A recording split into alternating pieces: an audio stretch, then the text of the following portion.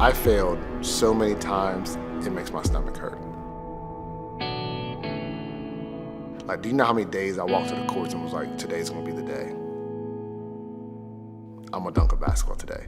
And after hour 3 of just clamming the ball to the rim and then going home and trying to go to sleep and think, is it worth it? Am I ever gonna dunk a basketball? Like, maybe this is it. But that wasn't enough.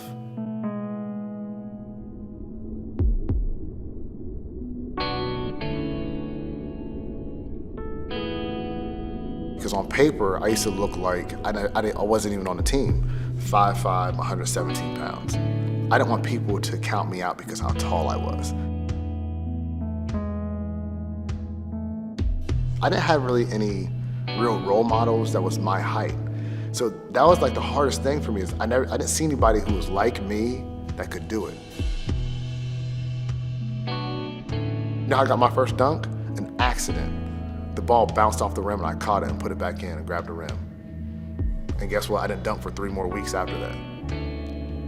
But I still did it. And then I saw an article about a Russian powerlifting team, and there was a fat Russian celebrating after a powerlifting event. And he was celebrating, but he was like 3 or 4 feet off the ground. So I started researching Russian powerlifting and like all the stuff that they did, like as far as like explosion training. Like that summer from my sophomore to my junior year, I gained about 25 pounds of muscle. I put 18.5 inches on my vertical leap. And people always say, well, why do you work out so hard? I'm like, how many people do you know that's 5'5" dunking? That's what it took. So that's the only style of training that I know, because it's not normal to jump that high off the ground and take a basketball with you and then land safely. It's not normal. It's not something that everybody in the world is doing. I had to do so much ridiculous training and hours of running, jumping, and lifting and throwing stuff just to put a little basketball inside of a cylinder that's 10 feet off the ground.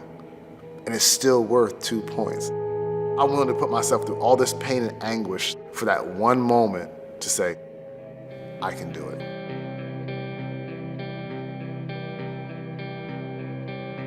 Everybody fails. The only way to get to succeeding is failing. You have to learn how to succeed. It's just that simple. It's not easy. Just because a road you choose doesn't have pavement on it doesn't mean you need to walk down it.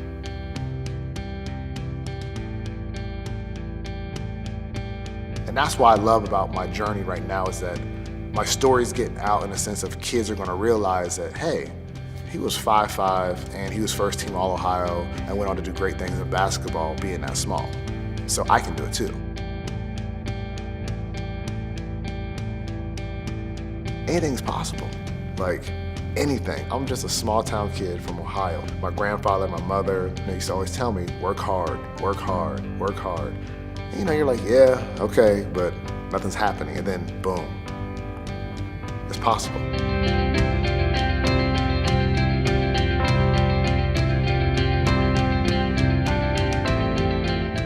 I train this way because I want kids to realize that just because you're small, just because you're not from a big city, you can still do it. You can still live out your dream. You can still dunk a basketball. You can still be the best player on your team if you want to.